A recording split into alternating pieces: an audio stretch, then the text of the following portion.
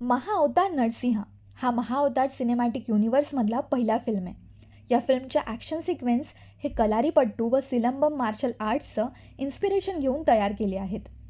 म्युझिकचा आपल्या सबकॉन्शियस माइंडवर परिणाम होत असतो. या फिल्ममध्ये बॅकग्राऊंड म्युझिकसोबत वैदिक मंत्रांना लो फ्रिक्वेन्सीमध्ये मिक्स केला गेलं आहे. भगवान नरसिंहांची डरकाळी ही 30 वेगवेगळ्या प्राण्यांच्या आवाजाने बनवल्या गेली आहे. फिल्ममध्ये हिरण्यकश्यपला मारल्यानंतर भगवान नरसिंह जिथे हात धुतात ती जागा आंध्र प्रदेशातील अहोबिलममध्ये आजही आहे. त्या जागेला रक्तकुंड म्हणून ओळखलं जातं व आजही ते पाणी लाल आहे असं म्हटलं जातं. चित्रपटाच्या अचूकतेला मेंटेन करण्यासाठी फिल्मची स्क्रिप्ट ही वैदिक स्कॉलर्सकडून तपासून घेतल्या गेली. या फिल्मला बनवायला 2 वर्ष लागले आणि 50पेक्षा जास्त आर्टिस्टने त्यात काम केलं.